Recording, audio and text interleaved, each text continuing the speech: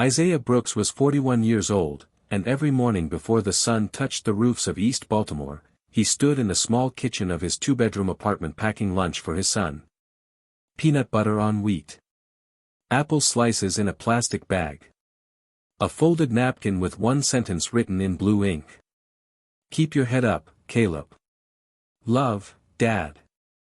He wrote it even on days when his own head felt too heavy to lift. The apartment smelled of black coffee, laundry soap, and the faint metal scent that never quite left his work boots. Isaiah worked maintenance for a public school during the day and picked up late repairs at a neighborhood garage whenever bills came faster than paychecks. People saw the faded jacket, the oil under his fingernails, the old Ford truck with one mismatched door, and decided his whole story before he opened his mouth. He had learned not to argue with that. A man raising a child alone did not have spare energy for pride fights. He saved his strength for rent, homework, asthma inhalers, and the soft way Caleb looked at him whenever the world felt too loud. That Friday evening, rain came down hard enough to blur the city lights into pale ghosts. Isaiah had just finished fixing a broken furnace at St. Agnes Elementary, his toolbox sliding in the passenger seat, Caleb's blue backpack tucked behind him because he had picked his son up straight from after-school care. Caleb slept in the back, mouth slightly open, one hand still wrapped around a library book about planets. Isaiah kept the radio low. The wipers beat time against the windshield. He was thinking about stopping for soup when the traffic ahead slowed near the underpass on Harbor Road. At first, it looked like any other storm delay. Brake lights. Water pooling near the curb. A black SUV angled strangely by the guardrail. Then he noticed it. A flash of red near the divider. Too small to be a traffic cone. Too still to be nothing. Isaiah eased his truck onto the shoulder, hazard lights blinking through the rain.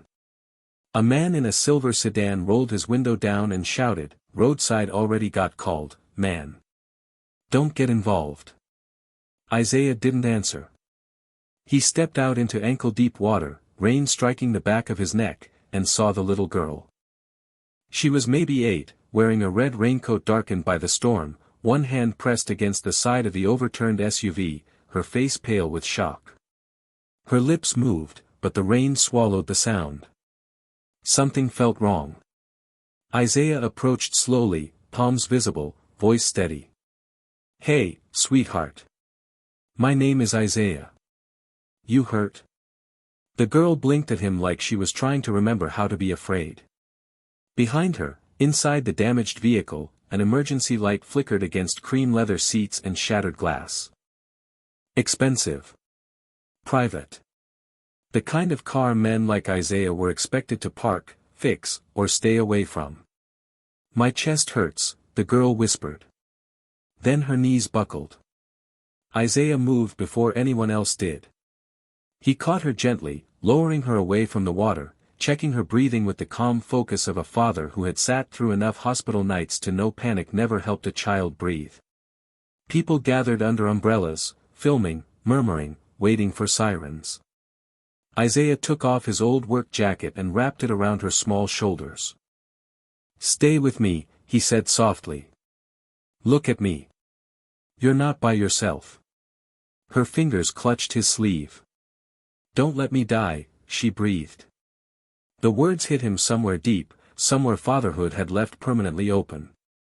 Caleb stirred in the truck, pressing his sleepy face to the window. He saw his father kneeling in the rain beside a stranger's child, and for a second, he did not look scared. He looked proud. Before we go deeper into what Isaiah discovered that night, tell us where you're watching from and do not forget to subscribe, because what happened next changed the way everyone looked at him. The sirens finally came, cutting through the storm in blue and red bursts. Paramedics rushed forward. Isaiah gave them clear answers, calm and clipped, though his hands were shaking now that the worst moment had passed. That was when a second black SUV stopped hard behind the ambulance. 2 security men stepped out first. Then came a white woman in a tailored ivory coat, her blonde hair pinned back, her face striking and controlled in the way powerful people learn to wear control like armor. Charlotte Sterling moved through the rain as if the world normally opened for her. But when she saw the little girl on the stretcher wrapped in Isaiah's old jacket, something in her polished expression cracked. "Emma," she whispered. Not loud. Not dramatic. Just broken enough that Isaiah looked up. One guard pointed at him. "Ma'am, he was with her when we arrived." Charlotte's eyes snapped to Isaiah, taking in the wet boots, the grease on his hands, the old truck, the sleeping child in the back seat.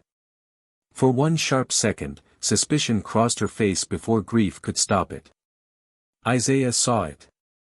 He understood it. He simply stepped back. But as the paramedics lifted the stretcher, Emma turned her head, reached through the rain, and said the words that made Charlotte freeze. "Mom, don't let them take his jacket." He stayed when everybody else just watched.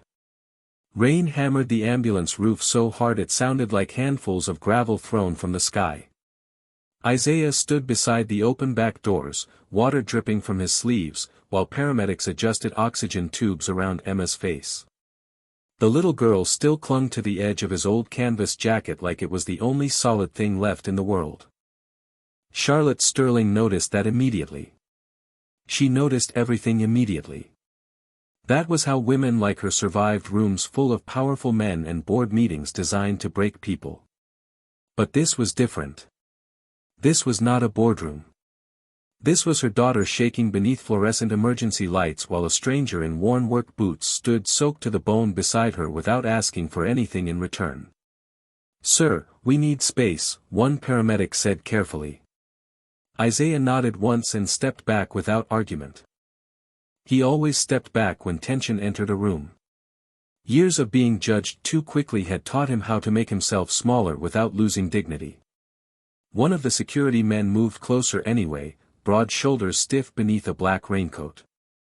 "Ma'am, police are going to need statements. We still do not know exactly what happened." The implication hung there. Quiet. Ugly. Isaiah heard it. So did Charlotte. Her eyes flicked toward him again. He could see the calculation behind them. Rich people learned caution early. Especially rich people with children. Isaiah did not take it personally. He just looked toward Caleb sleeping in the truck and wiped rainwater from his forehead with the back of his hand. "Dad?" Caleb's small voice carried through the cracked truck window. Isaiah walked over immediately. "I am right here, buddy." Caleb rubbed his eyes. "Is the little girl okay?" Isaiah glanced toward the ambulance. "She is breathing. That is what matters." Caleb looked past him toward Charlotte standing under the flashing lights in her ivory coat. Even soaked by rain, she looked expensive somehow. Polished. Controlled.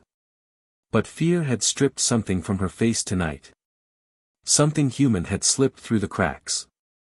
"That her mom?" Caleb whispered. Isaiah nodded. "Look scared," Caleb said softly. Isaiah looked at Charlotte again. He did not answer because the boy was right. She looked terrified. Not loud terror.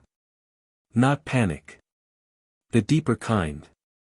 The kind that sat behind the eyes and hollowed a person out from the inside. Then something else happened. Emma stirred on the stretcher. Weakly. Barely conscious. "Where is he?" she whispered through the oxygen mask. One paramedic leaned closer. "Who, sweetheart?" Her small hand lifted shakily toward Isaiah's truck. "The man with the jacket." Charlotte froze. Completely. Her daughter had spent the last 6 months barely speaking above a whisper after the private school incident no one in the media had been allowed to know about. Therapists. Specialists. Security teams. None of them could pull Emma fully out of herself. Yet here she was asking for a maintenance worker she had met less than 20 minutes ago. Charlotte looked at Isaiah differently then. Not warmly. Not trustingly. But differently. Something in her expression loosened for half a second before years of control pulled it tight again. "Sir," another paramedic called out, "can you come here a moment?" Isaiah hesitated, then walked slowly toward the ambulance. Emma reached for his sleeve again the second he got close enough. Tiny fingers. Trembling. "You stayed," she whispered. Isaiah swallowed hard. "Yeah," he said quietly. "I stayed." Charlotte watched the exchange without blinking. Rain slid down strands of blonde hair near her temple, but she did not seem to notice. Her security team kept talking around her. Radios crackled. Sirens echoed beneath the overpass. Still she kept watching Isaiah Brooks kneeling beside her daughter in soaked work clothes like the world outside the ambulance had stopped moving. Then her gaze dropped to something half visible beneath Isaiah's jacket pocket. A folded child's drawing. Crayons. Stars. A small stick figure holding hands with a taller one beneath badly written blue letters. "My dad is my hero." Charlotte stared at it longer than she meant to. And for the first time that night, something inside her began to feel wrong about the assumptions she almost made. The ambulance doors closed with a hollow metallic thud, sealing Emma inside beneath cold fluorescent lights and the steady rhythm of medical machines. Isaiah stood motionless for a second beside the curb, rainwater dripping from his fingertips, watching the red lights reflect across puddles like broken glass. Then the vehicle pulled away into the storm. Charlotte Sterling did not move immediately. Her security detail hovered near her, speaking in clipped professional tones about hospitals, police reports, liability, and press containment, but she barely seemed to hear them. Her eyes followed the ambulance until it disappeared beyond the underpass. Only then did she look back toward Isaiah. He had already turned toward his truck. Quiet men like him rarely stayed where they were no longer needed. Caleb was awake now, curled beneath a faded gray blanket in the back seat, watching his father through fogged glass. Isaiah opened the truck door and checked the boy's inhaler instinctively before climbing behind the wheel. "You cold?" he asked softly. Caleb shook his head. "Did the girl make it?" Isaiah paused before answering. "Looks like she is going to." Caleb nodded slowly, relieved in the simple wholehearted way children could still be relieved. Then he noticed the bloodless scrape along Isaiah's knuckles from the shattered window earlier. "Your hand's bleeding." Isaiah glanced down. "I have had worse." He reached for the old towel beside the toolbox and wrapped it loosely around his hand. Outside, Charlotte stood beneath the rain without an umbrella now. One of the guards offered her a coat. She ignored him. There was something unsettling about the image in front of her. The old truck. The sleeping child. The maintenance man with wet boots and careful eyes. Nothing about Isaiah Brooks fit into the categories she trusted. Men usually wanted something from her world. Access. Attention. Money. Influence. Yet this man had walked away from all of it the second Emma was safe. "Ma'am," one of the guards said quietly, "local police will want his information." Charlotte's gaze stayed fixed on the truck. "Then get it." Her tone returned sharp and composed, but something underneath had shifted. The guard approached Isaiah just as he started the engine. Isaiah lowered the window halfway. Rain swept inside immediately. "Sir, we are going to need your statement and contact information." Isaiah nodded once without complaint. He reached into the center console and handed over his worn state ID. The guard looked surprised for some reason. Maybe because Isaiah did not argue. Maybe because dignity confused people more than anger did. Charlotte stepped closer then. Not too close. Just enough to see the details she missed earlier. The frayed cuff on his jacket. The school maintenance badge clipped near his chest. The thermos of cold coffee rolling gently near the dashboard. Caleb's science fair ribbon hanging from the rearview mirror beside a tiny wooden cross. Ordinary things. Honest things. Isaiah noticed her watching but kept his expression calm. "Your daughter is strong," he said quietly. Charlotte blinked once, caught off guard by the softness in his voice. No accusation. No performance. Just truth. You barely know her, she replied automatically. Isaiah glanced toward the road where the ambulance disappeared. Sometimes scared kids tell you more than adults do. The sentence landed heavier than he intended.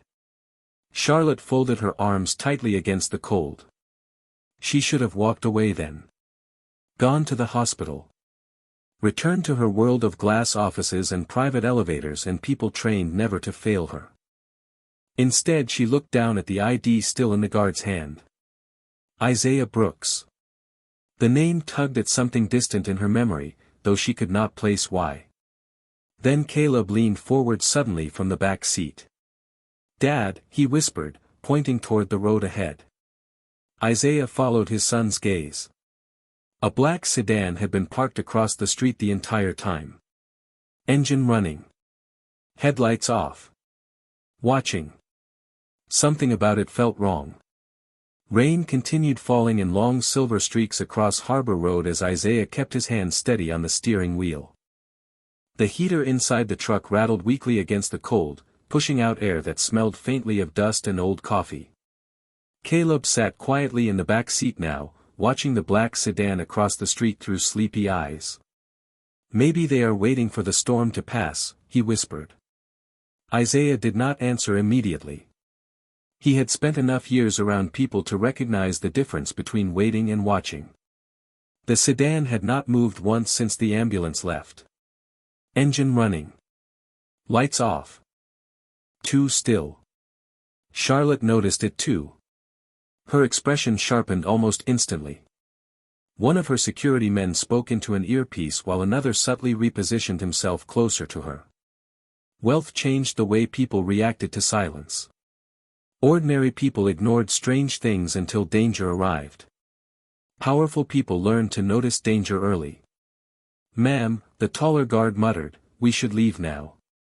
Charlotte barely nodded, but her eyes drifted once more toward Isaiah's truck before she turned away. The movement should have ended the moment. Two separate worlds pulling apart again. But then the sedan door opened. A man stepped out wearing a dark baseball cap and gray coat soaked by rain. He did not approach Charlotte. He did not approach security. His eyes locked directly onto Isaiah instead. Something about that made Isaiah's stomach tighten. The man hesitated only a second before walking across the flooded pavement toward the truck. Calm. Purposeful. Isaiah lowered his window another inch. "Can I help you?" The stranger stopped beneath the streetlight. Mid-50s maybe. Pale face. Nervous eyes. "You the one who pulled the little girl out?" Isaiah studied him carefully before nodding once. "Yeah." The man exhaled shakily and glanced toward Charlotte's convoy. "Then you need to be careful." Isaiah frowned slightly. Careful of what? But before the man could answer, one of Charlotte's guards intercepted him fast enough to cut the moment in half. "Sir, step away." The stranger immediately backed off, hands raised. "I am not causing trouble." "Then leave." The tension thickened under the rain. Isaiah watched the man closely. There was fear there. Real fear. Not aggression. Not anger. Fear mixed with urgency. The stranger looked back at Isaiah one last time. "The crash was not an accident," he said quietly. Then he turned and disappeared into the storm before security could stop him. Silence followed. Heavy silence. Even the rain seemed quieter for a second. Caleb leaned forward between the seats. "Dad," Isaiah kept his eyes on the empty street where the man vanished. "I know." Charlotte had heard the sentence too. Isaiah could tell by the way her posture changed instantly. Stiffer now. Guarded in a different way. One of the security men stepped close to her. Probably just some conspiracy idiot trying to get attention. But Charlotte did not look convinced. She glanced toward the wrecked SUV near the guardrail, then toward Isaiah again. Her instincts were fighting each other now. The polished executive mind telling her to leave. The mother inside her refusing to ignore what she just heard. Isaiah finally started the truck. "We should go home," he said softly to Caleb. The boy nodded, but before Isaiah could pull away, Charlotte crossed through the rain toward his driver's side window herself. No guard stopping her this time. Up close, she looked exhausted beneath all the elegance. Like someone who had not slept peacefully in a very long time. "Mr. Brooks," she said carefully, reading the name from memory now instead of the identification card. Isaiah looked at her calmly. "Ma'am." Charlotte hesitated. It was brief, but noticeable.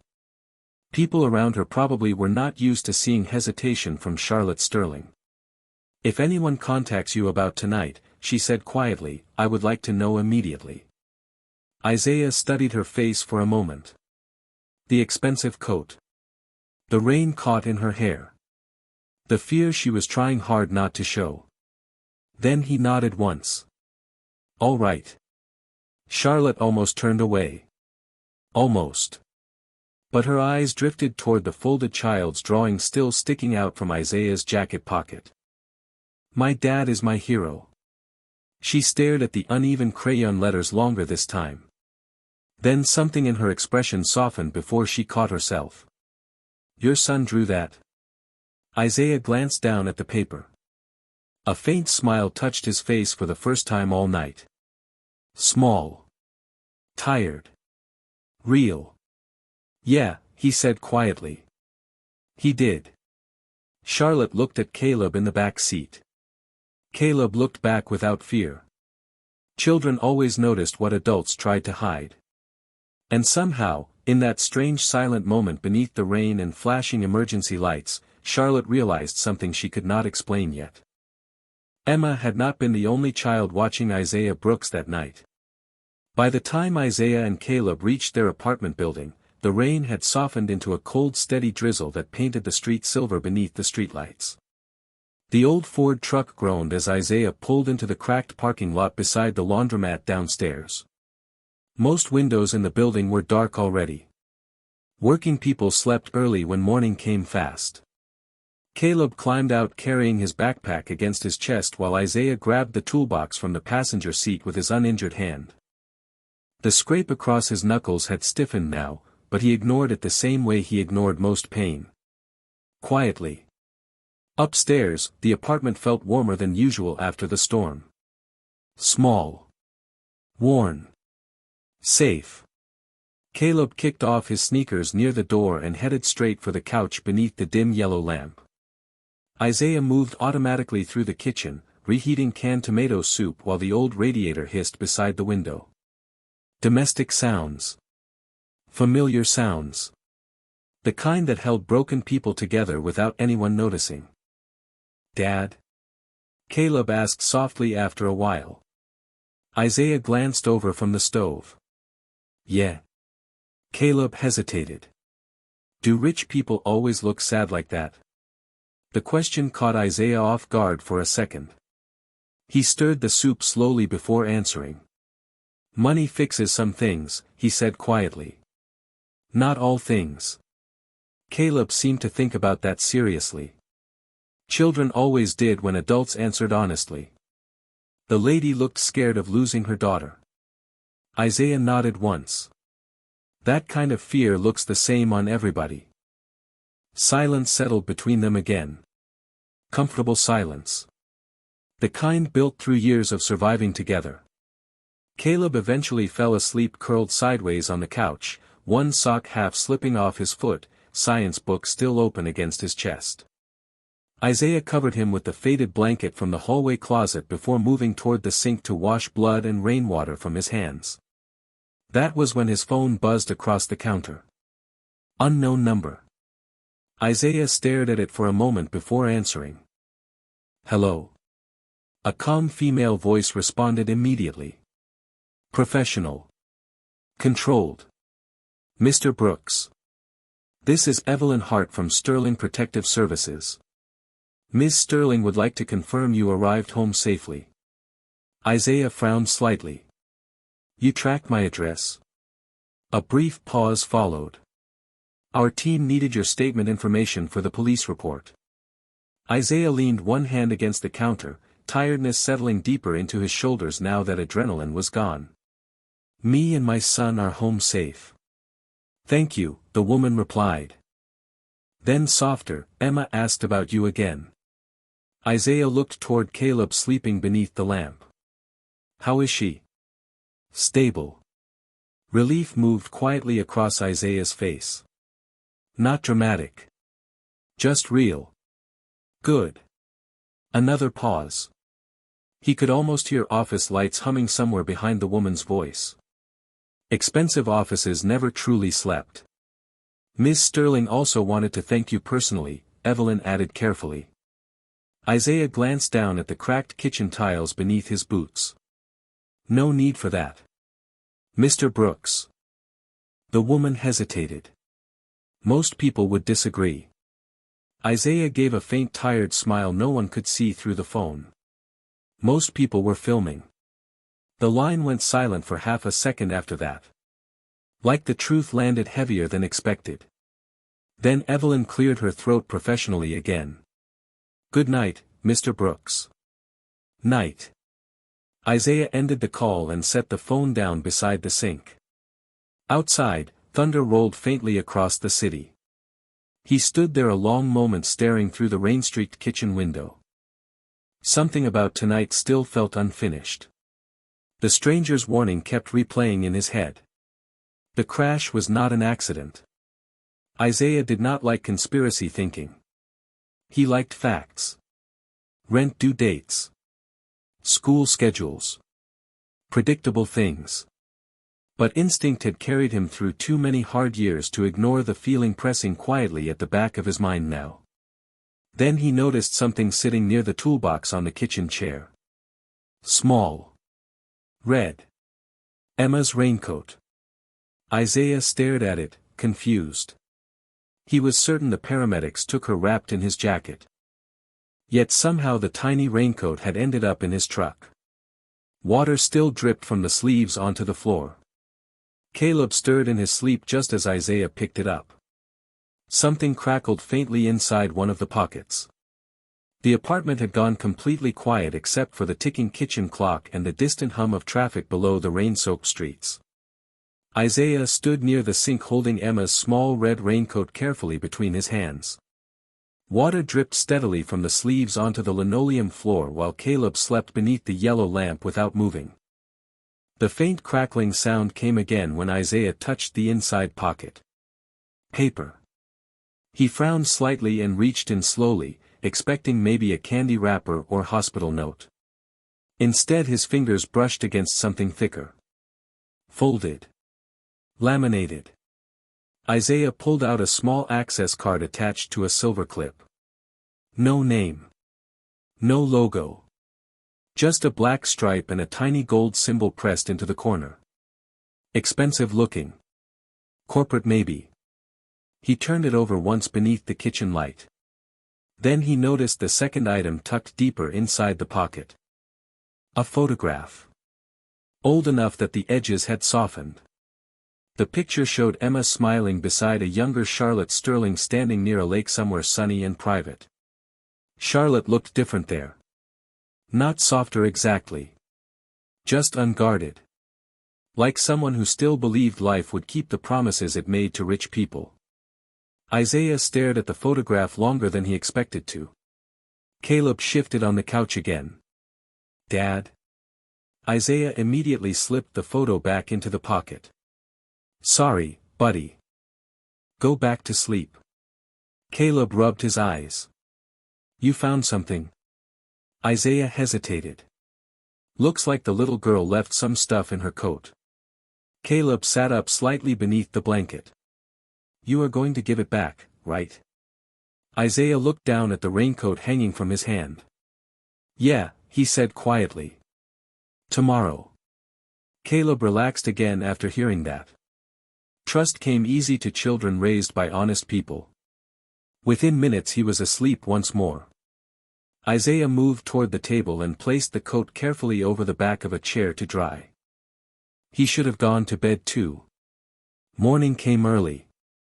Bills still existed. School boilers still broke. Life did not pause just because rich strangers entered your orbit. But something about tonight refused to let his mind settle. The stranger's warning. The black sedan. The fear in Charlotte Sterling's eyes. None of it fit together cleanly. Isaiah poured himself another cup of cold coffee from the thermos anyway and sat beside the window. Across town, Charlotte Sterling stood inside a private hospital suite overlooking the city skyline. The storm had finally begun moving east, leaving silver streaks across the glass walls. Emma slept beneath soft white blankets now, one small hand wrapped around Isaiah's old canvas jacket despite the nurses trying twice to remove it. Charlotte watched her daughter carefully from beside the bed. She asked for him again, Evelyn Hart said quietly from the doorway. Charlotte did not look away from Emma. I heard. Do you want the jacket returned? Charlotte's gaze dropped toward the worn fabric in Emma's grip. Faded sleeves. Frayed cuffs. Ordinary. Yet somehow her daughter had clung to it harder than anything inside this multimillion-dollar hospital room. Not tonight, Charlotte answered softly. Evelyn hesitated before stepping closer. Security reviewed the roadway footage. That pulled Charlotte's attention immediately. And Mr. Brooks pulled Emma from the vehicle exactly as witnesses described. Charlotte folded her arms tightly. You sound surprised. Evelyn chose her words carefully. I think security expected a different story. Charlotte understood what she meant without needing it explained. Men like Isaiah Brooks were often viewed first through suspicion and only later through truth. If truth arrived at all. Charlotte looked back toward the sleeping child in the bed. And the sedan. Evelyn's expression shifted slightly. Gone before police could identify it. Silence settled heavily inside the room after that. Charlotte moved toward the window slowly, high heels soft against polished floors. Far below, the city lights flickered across wet streets. Somewhere out there, Isaiah Brooks was probably sleeping in a modest apartment after saving her daughter's life and asking for nothing in return. The thought unsettled her more than it should have. Then Emma stirred weakly beneath the blankets. Mom. Charlotte turned instantly. I am here, sweetheart. Emma opened tired eyes halfway. The man, Charlotte sat beside her carefully. Mr. Brooks? Emma nodded faintly. He looked sad. Charlotte froze for just a second. Not because the child was wrong. But because somehow, after only minutes beside him in the rain, Emma had noticed something Charlotte herself had tried not to see. Morning arrived gray and cold over East Baltimore, the kind of morning where the sky looked tired before most people even opened their eyes. Isaiah Brooks was already awake by 6:30, standing at the kitchen stove in sweatpants and a faded thermal shirt while eggs crackled quietly in a pan. Caleb sat at the table finishing math homework beside a bowl of cereal that had gone soggy 10 minutes earlier. The red raincoat still hung over the chair near the window, dry now except for the cuffs. Isaiah glanced at it more often than he realized. Dad, Caleb said suddenly, you think the girl remembers us? Isaiah slid scrambled eggs onto a chipped plate before answering. Probably remembers being scared. Caleb frowned slightly. That is not what I asked. Isaiah almost smiled at that. Kids noticed when adults dodged questions. Yeah, he admitted quietly. I think she remembers. Caleb seemed satisfied with that answer. Outside, an old city bus groaned past the apartment building while somewhere downstairs somebody argued about parking spaces loud enough to shake the hallway walls. Normal sounds. Ordinary life trying hard to continue. Isaiah preferred ordinary life. It asked less from people. By 7:15 he was back in his maintenance uniform, worn jacket zipped against the cold, toolbox in hand. Caleb stood near the door adjusting his backpack straps. "You are taking the coat today?" Isaiah looked toward the red raincoat hanging by the window. "Yeah. You nervous?" Isaiah paused halfway through tying his boots. "Why would I be nervous?" Caleb shrugged. "Because rich people make you stand straighter when they talk to you." The sentence landed harder than the boy intended. Isaiah looked at his son for a long moment before standing fully. "Nobody gets to make you feel smaller unless you hand them permission." Caleb nodded slowly, storing the lesson away the way children store important things forever. Across the city, Charlotte Sterling sat alone in the back seat of a black SUV moving through downtown traffic. Her assistant spoke softly into a headset beside her while financial reports glowed untouched across the tablet in Charlotte's lap. She had not truly read a single line in 20 minutes. Her thoughts kept drifting back to wet work boots. To a tired voice saying your daughter is strong. To a folded child's drawing sticking from a maintenance jacket pocket. "Ma'am." Evelyn Hart's voice gently pulled her back. Charlotte blinked once. "What?" "The board moved your 10 o'clock meeting to noon." Charlotte stared out the window at people hurrying beneath umbrellas. "Fine." Evelyn hesitated carefully. Emma asked if Mr. Brooks was bringing her coat back himself. Charlotte's fingers stilled against the tablet screen. "And what did you tell her?" "That we did not know." Silence followed after that. Charlotte hated silence lately. Silence gave memory too much room to speak. Meanwhile Isaiah spent the morning fixing a leaking pipe beneath the gymnasium at Roosevelt Middle School while fluorescent lights buzzed overhead. Water soaked through one knee of his work pants as he tightened rusted fittings with steady practiced hands. Around 11:30 his phone vibrated inside his jacket pocket. Unknown number again. Isaiah answered while wiping grease from his fingers with an old rag. "Brooks." "Mr. Brooks," Evelyn Hart said professionally. "Ms. Sterling would like to arrange the return of Emma's coat." Isaiah leaned back against the pipe carefully. "I can bring it after work. The hospital is requesting limited visitors." Isaiah nodded to himself. Of course it was. Rich families had security concerns ordinary people never thought about. "Then I can leave it downstairs." Another pause. "Emma specifically asked to see you." Isaiah's expression shifted slightly. Not pride. More concern than anything. Children attached fast after fear. "I do not want to confuse her," he said quietly. Across town, Charlotte overheard that sentence through the SUV speakerphone. Something in her chest tightened unexpectedly. Most adults rush toward emotional attention from powerful families. Isaiah Brooks was trying to protect a little girl from depending on him too quickly. That difference mattered more than Charlotte wanted to admit. "Mr. Brooks," Evelyn said carefully, "Miss Sterling believes seeing a familiar face may help Emma stay calm." Isaiah looked down at the wrench still in his hand. Water dripped steadily nearby. Somewhere upstairs kids laughed in the hallway between classes.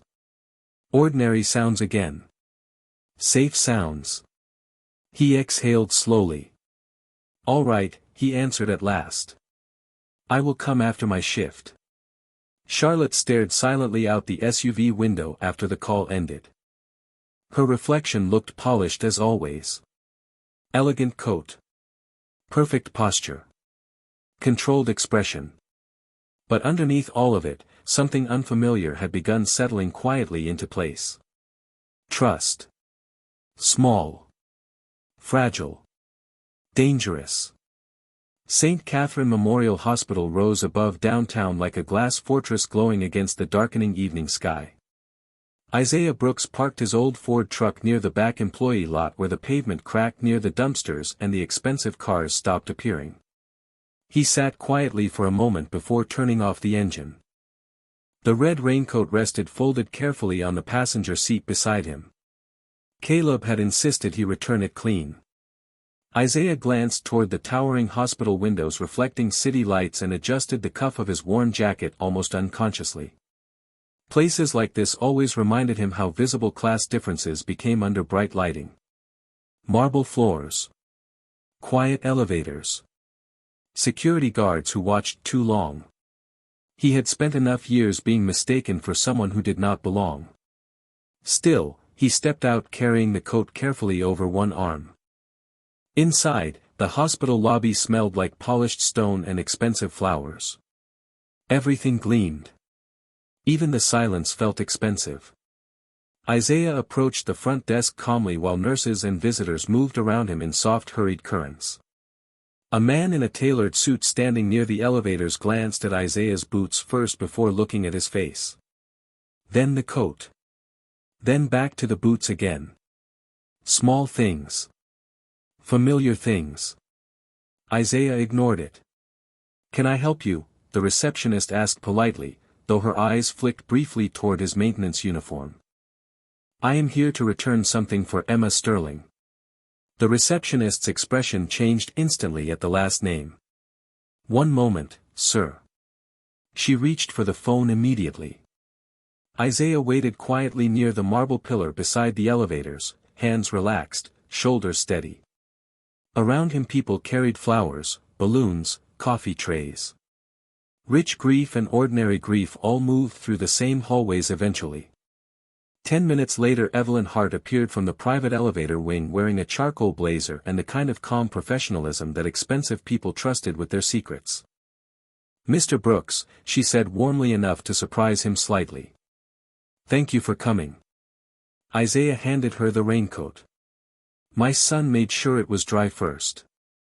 Evelyn accepted it carefully. "Emma will appreciate that." Isaiah nodded once. "Then I should get going." But before Evelyn could answer, a small voice echoed softly from down the hallway. "He came back." Isaiah turned instinctively. Emma stood near the nurse station wrapped in pale blue hospital pajamas, one hand holding onto an 4-pole while a nurse hovered nervously behind her. Charlotte Sterling appeared only seconds later, moving quickly across the polished floor in a cream-colored coat that looked far too elegant for a hospital waiting area. Fear crossed her face the instant she saw Emma standing there. "Emma, you should be resting." But Emma barely looked at her mother. Her eyes stayed fixed on Isaiah instead. "You brought my coat." Isaiah crouched slightly to meet her eye level. "Your pockets almost flooded my kitchen." A tiny smile touched Emma's face. Small. Real. The nurse blinked in surprise like she had not seen that expression in a long time. Charlotte noticed it too. Isaiah carefully handed the coat back to Emma. The little girl reached into the pocket immediately and pulled out the old photograph without realizing it had stayed there. Charlotte froze the second she saw it. Emma looked between them innocently. "Daddy took this picture." Silence settled unexpectedly hard after that sentence. Not because of the photograph itself. Because of the word daddy. Charlotte's jaw tightened almost invisibly before she gently took the photo from Emma's hand. Isaiah looked away instinctively, sensing private pain he had no right standing inside. But Emma tugged lightly at his sleeve before he could step back. "Will you stay a little?" she asked quietly. Charlotte opened her mouth to answer for him automatically. Then stopped. Something in Emma's eyes made her stop. Isaiah hesitated carefully. He had fixed boilers in schools where kids clung to any adult who made them feel safe for 5 minutes. He understood emotional attachment could become dangerous if handled carelessly. "Only for a minute," he said softly. Emma nodded like that single minute mattered more than anything expensive in the building. Charlotte watched him closely then. The way he spoke gently without making promises. The way he lowered himself to Emma's height instead of towering over her. The way he never once acted impressed by wealth or intimidated by it. And for the first time in longer than she cared to admit, Charlotte Sterling found herself wondering not what a man wanted from her world, but what kind of life could shape someone into Isaiah Brooks. Isaiah stayed exactly 12 minutes. Not because he counted intentionally, but because men who spent their lives balancing responsibility learned how to measure time without clocks. Emma sat propped against the hospital pillows holding her red raincoat across her lap while Isaiah occupied the chair beside the bed with the careful posture of someone afraid to take up too much space in an expensive room. Charlotte remained near the window speaking quietly with doctors and nurses, though her attention kept drifting back toward the two of them. It unsettled her how natural Emma looked beside him. Calm. Present. More alive somehow. Do you always fix things? Emma asked softly after a while. Isaiah leaned back slightly in the chair. Mostly boilers and broken pipes. No, Emma said, shaking her head a little. I mean people. The question landed quietly in the room. Charlotte heard it too. Isaiah looked down at his rough hands for a second before answering. People usually fix themselves. Emma studied him seriously like children did when they sensed adults hiding honest pain behind simple words. You look tired, she whispered. A faint smile touched Isaiah's face again. That makes two of us. Emma smiled back. Small. Genuine. Charlotte froze near the window because she had spent months trying to pull that exact expression back into her daughter's face. Therapists offered breathing exercises. Specialists prescribed routines. Private tutors adjusted schedules around anxiety attacks. None of it worked for long. Yet somehow this quiet maintenance worker with tired eyes and an old jacket had managed in minutes what money could not force in half a year. Charlotte folded her arms tightly as if holding herself together required effort now. Emma needs rest, one doctor reminded gently from the doorway. Her heart rate is finally stabilizing. Isaiah immediately stood. Then I should let her sleep. Emma's fingers curled around the edge of his sleeve before he could step away. Will you come back? Charlotte instinctively prepared to redirect the question. To soften expectations. To protect boundaries. But Isaiah answered first. Carefully. You got a whole team of people taking care of you here. Emma shook her head slowly. That is not what I asked. For a second the room went completely still. Isaiah looked toward Charlotte then, almost asking permission without words. It surprised her more than if he had ignored her completely. Most adults pushed against limits around wealthy families. Isaiah respected them automatically. Charlotte moved closer to the bed, heels quiet against polished floors. Mr. Brooks has his own family to take care of, she said softly to Emma. Not cold. Just honest. Emma lowered her eyes immediately after that. The change was small but painful to watch. Isaiah noticed it too. Of course he did.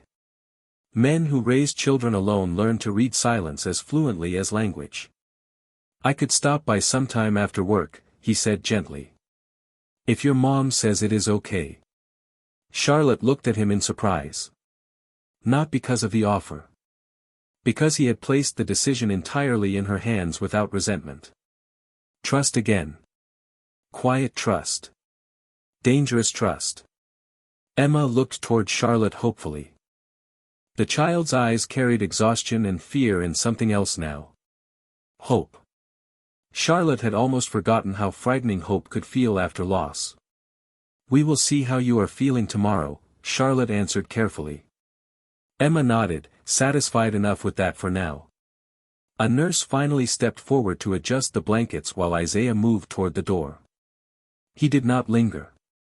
Did not try to stretch the moment into something bigger than it was. But just before leaving, he reached into his jacket pocket and pulled out the folded drawing Caleb had made earlier that week. Crayon stars. Uneven handwriting. My dad is my hero. My son wanted me to give this to you, Isaiah said quietly, placing it beside Emma's bed. He figured hospital rooms probably need more color. Emma stared at the drawing like someone had handed her treasure. Charlotte looked at the paper too. Cheap notebook page.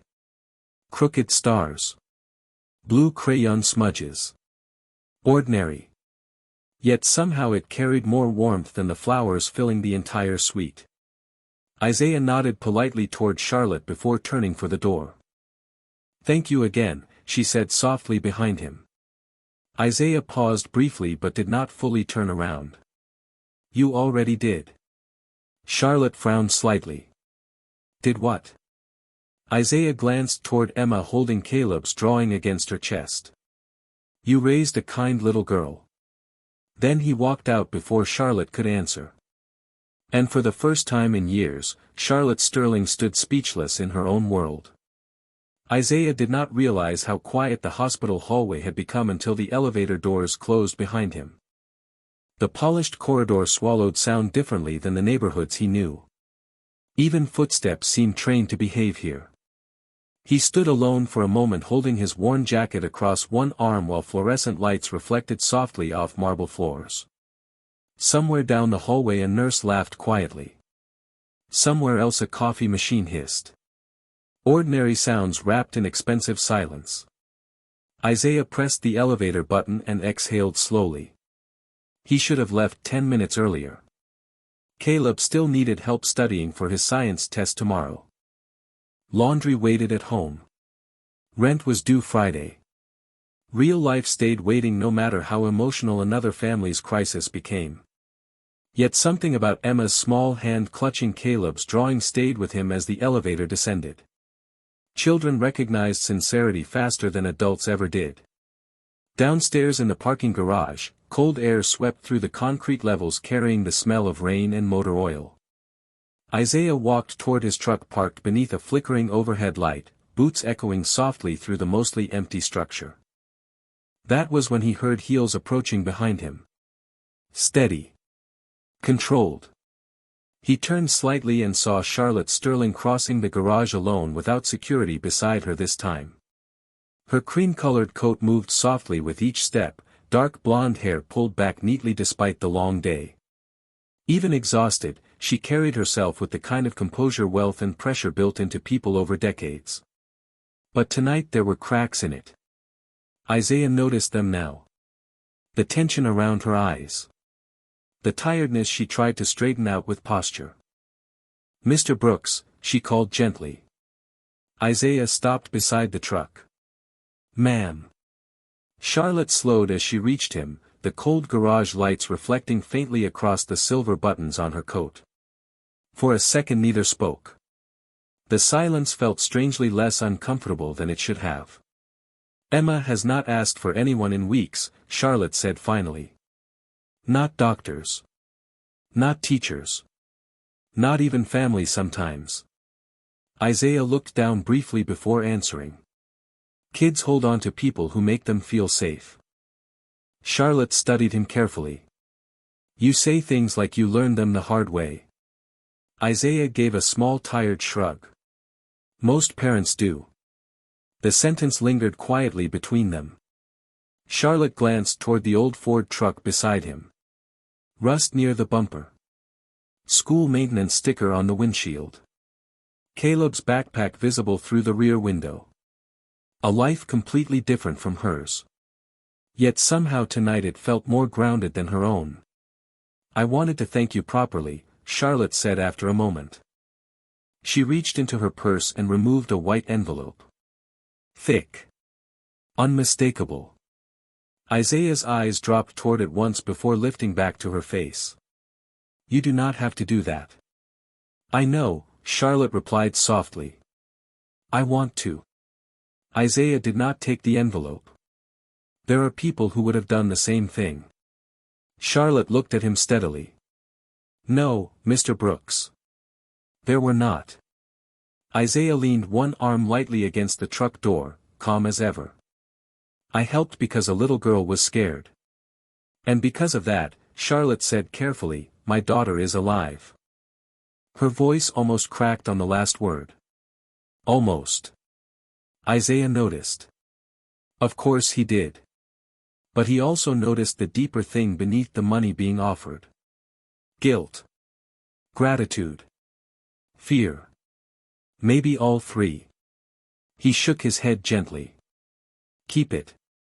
Charlotte blinked slightly, caught off guard. People usually accepted things from her immediately. Sometimes too quickly. You are refusing. Isaiah's expression stayed calm. I am saying Emma does not need to feel like somebody bought back her life. The garage went silent after that. Even the distant traffic outside seemed to fade. Charlotte stared at him for several seconds without speaking. Not offended. Not angry. Just, unsettled. Isaiah opened the truck door finally. You already thanked me. Charlotte frowned faintly. How? Isaiah glanced back toward the hospital elevators where Emma rested upstairs holding Caleb's crayon drawing. She smiled. The answer hit Charlotte harder than the envelope still resting untouched in her hand. Isaiah climbed into the truck then, engine rumbling softly to life beneath the concrete ceiling. But before he pulled away, Charlotte stepped closer one last time. Mr. Brooks. Isaiah lowered the window halfway. Charlotte hesitated briefly, something unfamiliar moving behind her carefully controlled expression. Why does it feel like my daughter trusts you more than people she has known her whole life? Isaiah looked at her quietly for a moment. Then toward the hospital above them. Maybe, he said softly, she got tired of people trying to fix her instead of seeing her. Charlotte stood frozen beside the truck long after he drove away into the rain-dark streets. And for the first time in years, someone had given her an answer money could not improve. 3 days passed before Charlotte Sterling finally drove herself to East Baltimore without security following behind her. She told Evelyn it was because she wanted privacy. The truth felt more complicated than that. Some part of her needed to see whether Isaiah Brooks was truly the same man outside hospital hallways and emergency moments. The black SUV moved slowly through narrow streets lined with aging brick apartments, corner stores, and chain-link fences damp from recent rain. Charlotte watched people carrying groceries home after work. Kids racing bicycles beneath flickering streetlights. Laundry hanging from tiny balconies. It felt like another country compared to the polished towers where her world existed above the city. She parked half a block from Isaiah's building just after sunset. The old apartment complex looked worn but cared for in small stubborn ways. Flower pots near cracked stairs. A hand-painted welcome sign in one window. Somebody grilling chicken on a tiny back patio despite the cold. Ordinary life. Honest life. Charlotte sat inside the SUV longer than she intended. She almost drove away twice. Then she noticed Isaiah through the second-floor window. He stood in the kitchen wearing a dark thermal shirt with rolled sleeves, helping Caleb stir something on the stove while soft music played faintly inside the apartment. Nothing about the scene looked impressive. That was exactly what unsettled her. No performance. No pretending. Just warmth. Caleb laughed suddenly at something Isaiah said, and Isaiah laughed too. Quietly. The sound caught Charlotte off guard because she realized she had never once seen him relaxed until now. At the hospital he always carried himself like a man trying not to disturb expensive furniture. Here he looked rooted. Real. Charlotte finally stepped out of the SUV carrying a paper bag from the bakery downstairs at the hospital. She had no clear reason for bringing it except that Emma insisted people should never visit someone empty-handed. The hallway smelled faintly like detergent and old wood as Charlotte climbed the stairs in expensive heels completely unsuited for uneven steps. She reached apartment 2B and hesitated before knocking. Inside, Caleb looked toward the door immediately. "Dad, somebody rich is here." Isaiah glanced up from the stove with a tired smile. "That is not how we describe people." Caleb lowered his voice slightly. "Then somebody expensive." Before Isaiah could answer, another knock came. He crossed the apartment and opened the door slowly. Surprise flashed briefly across his face when he saw Charlotte standing there beneath the dim hallway light. Cream coat. Leather gloves. Hair pulled back neatly despite the wind outside. Elegant even in silence. Miss Sterling. Charlotte suddenly felt strangely uncertain. Boardrooms never made her feel uncertain. I hope this is not inappropriate, she said carefully, lifting the bakery bag slightly. Emma wanted me to bring you these. Isaiah looked at the bag, then at her face, reading something deeper than politeness there. You did not have to come all the way out here. I know. The answer came softer than she intended. Isaiah stepped aside after a moment. You should come in before the hallway heater dies again. Charlotte entered slowly, taking in the apartment without meaning to stare. Small dining table. School papers clipped to the refrigerator. Old couch patched carefully along one armrest. Caleb's sneakers by the door. A toolbox near the kitchen wall beside a stack of overdue library books. Nothing matched perfectly. Everything felt lived in. Safe. Caleb stood near the stove holding a wooden spoon awkwardly. Hi, he said. Charlotte almost smiled at the seriousness in his voice. Hello, Caleb. His eyes widened slightly. You remembered my name. Charlotte paused. Of course I did. Caleb looked genuinely surprised by that. Isaiah returned quietly to the stove before the soup burned while Charlotte stood near the kitchen table unsure where someone like her fit inside a room like this. Then she noticed the framed photograph near the window. Isaiah younger. Standing beside a woman with warm brown eyes and Caleb as a toddler balanced on his shoulders. Family. Whole. Happy. Charlotte looked at the picture too long without realizing it. Isaiah noticed from across the room. The warmth in his expression faded just slightly. Not anger. Something quieter. Grief that had learned how to behave itself. Charlotte immediately understood she had stepped near pain without permission. But before she could apologize, Caleb spoke softly from the stove. Dad still talks to Mom when he thinks I am asleep. Silence settled gently across the apartment after that. And Charlotte Sterling suddenly realized this small worn home carried more love inside it than most penthouses she had ever entered. Charlotte stayed for dinner longer than she planned. The soup was simple. Tomato, noodles, grilled cheese cut unevenly beside paper napkins Caleb folded too carefully because he wanted guests to feel important. Nothing about the meal belonged in the world Charlotte Sterling usually moved through. No crystal glasses. No private chef. No conversations designed to impress investors. Yet somewhere between Caleb explaining his science project and Isaiah quietly reminding him not to talk with his mouth full, Charlotte felt something inside her slowly loosen for the first time in months. Real peace frightened her more than chaos now because she had forgotten how to trust it. Outside, rain tapped softly against the apartment windows while old jazz music drifted low from a radio near the sink. Caleb eventually disappeared into his bedroom to finish homework, leaving Charlotte and Isaiah alone in the small kitchen beneath warm yellow light. Isaiah rinsed dishes calmly at the sink while Charlotte stood near the table holding a mug of coffee that had already gone cold. Neither rushed to fill the silence. It was strange how comfortable silence felt around him. Most people spoke too much around Charlotte. They filled rooms with praise, explanations, negotiations. Isaiah never seemed interested in controlling space that way. You do not have to clean while I am still here, Charlotte said quietly after a while. Isaiah glanced back slightly. The dishes are not going to disappear on their own. A faint smile touched her face before fading again.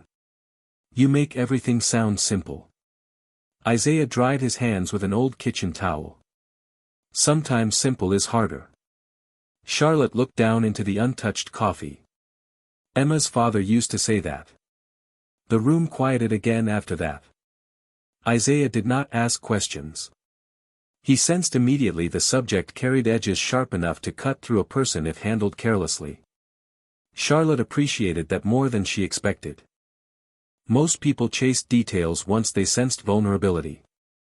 Isaiah respected it without being told. Finally she spoke again. He died 3 years ago. Isaiah leaned lightly against the counter, listening without interrupting. Car accident, Charlotte continued softly. Emma was in the vehicle. Her voice tightened slightly. She survived physically. But after that, she stopped there. Words failed in ways money never could fix. Isaiah nodded once, understanding more than she realized. Loss recognized loss without lengthy explanations. Caleb's mother got sick fast, he said quietly after a moment. Charlotte looked up slowly. Cancer. Isaiah nodded. By the time we found out, there was not much doctors could do. He spoke calmly. No self-pity. Just truth that had settled deep enough to stop needing performance. Charlotte stared at him carefully. How did you survive that? Isaiah looked toward Caleb's bedroom door down the hallway. I did not really have another option. The honesty in the answer hit her harder than inspirational words ever could. Charlotte sat down slowly at the kitchen table. The expensive coat. The polished jewelry. The elegant posture. None of it protected her from exhaustion anymore. I am scared all the time, she admitted suddenly. The confession seemed to surprise even her. Isaiah stayed quiet, giving the words room instead of rushing to soften them. Charlotte stared down at her hands wrapped around the coffee mug. Every phone call. Every school meeting. Every silence from Emma's room. I keep thinking if I stop paying attention for 1 second. Her voice almost broke. I will lose her too. Isaiah crossed the kitchen slowly and sat across from her at the small table. Not too close. Never invasive. Just present. You know what scared kids notice first? He asked gently. Charlotte shook her head slightly. When the adults around them are afraid. She closed her eyes briefly after hearing that. Not because it was cruel. Because it was true. Isaiah continued softly. Emma does not need perfection from you. Charlotte laughed once under her breath. Bitter and tired. That is unfortunate because perfection is the only thing I was ever taught. Isaiah studied her face quietly then. The exhaustion beneath the makeup. The loneliness hidden inside elegance. The pressure she carried in her shoulders every second she breathed. For the first time, Charlotte Sterling felt fully seen by someone who wanted absolutely nothing from her. And somehow that terrified her more than the crash ever had.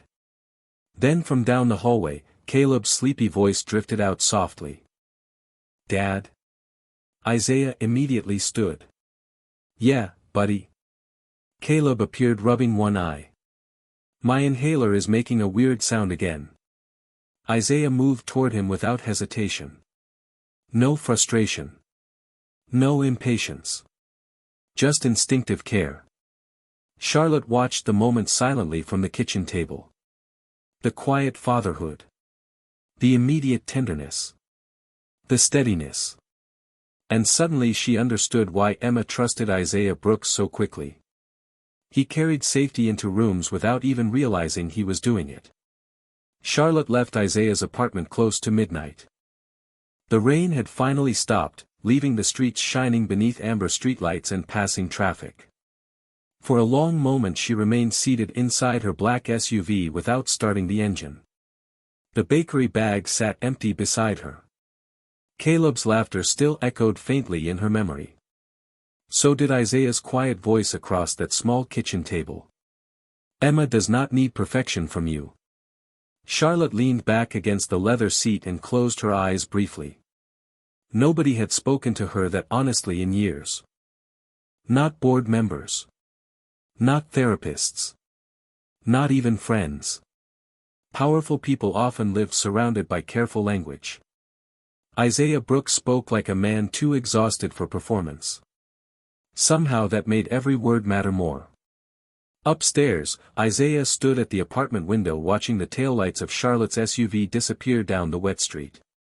Caleb had fallen asleep again, clutching his inhaler against his chest, one sneaker still hanging halfway off his foot. Isaiah adjusted the blanket over him automatically before returning to the kitchen. 2 coffee mugs remained on the table beneath the warm yellow light. Charlotte's lipstick mark still faintly visible on the rim of one cup. Isaiah stared at it for a second longer than necessary before washing both mugs quietly in the sink.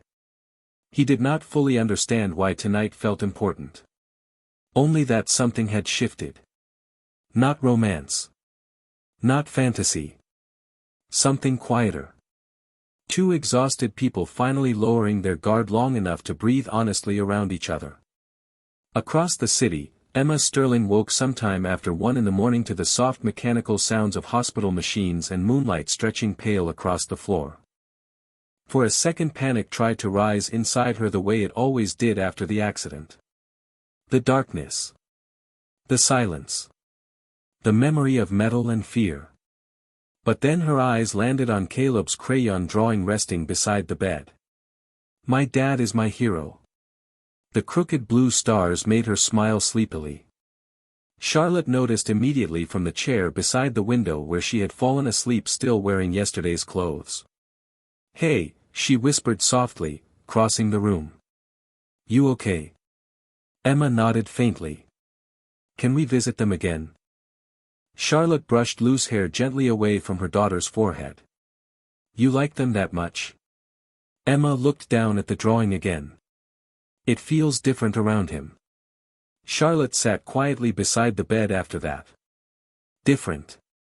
Such a small word for something she herself could not fully explain yet. Isaiah's apartment had no marble floors. No private elevators. No assistants waiting outside doors. Yet somehow it held something most expensive places lost long ago. Peace. Real peace. Charlotte looked out the hospital window toward the sleeping city below. Somewhere out there Isaiah Brooks was probably already asleep because he had another early shift fixing boilers tomorrow morning. The thought humbled her unexpectedly. While entire corporations bent themselves around Charlotte Sterling's schedule, Isaiah still woke before sunrise to pack lunches and keep schools warm for children who would never know his name. Quiet dignity. Invisible responsibility. The kind the world rarely celebrated. Back in East Baltimore, Isaiah finally turned off the kitchen light and moved toward the hallway when his phone buzzed softly on the counter.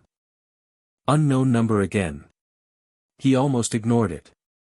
Almost. Then instinct made him answer. Brooks. Silence greeted him first. Breathing on the other end. Then a familiar male voice spoke quietly. The stranger from the rainstorm. They know you were with the girl. Isaiah's expression hardened slightly. Calm. Alert. Who is they? Another pause. People connected to the crash. Isaiah looked instinctively toward Caleb sleeping down the hall. What do they want? The stranger exhaled shakily through the phone. I tried warning you because you saved her. But now, his voice lowered. Now they are watching you too. The line went dead before Isaiah could answer. The apartment fell silent again except for the old refrigerator humming softly in the kitchen.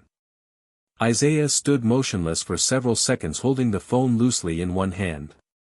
Then he walked quietly to Caleb's bedroom doorway and watched his son sleeping peacefully beneath dim moonlight. Safe. For now. Across the city at almost the exact same moment, Charlotte Sterling sat beside her daughter's hospital bed staring out at the skyline with an unfamiliar feeling settling deep inside her chest. Not fear this time. Not grief. Trust. Fragile and terrifying and warm all at once. She did not know yet that the same night she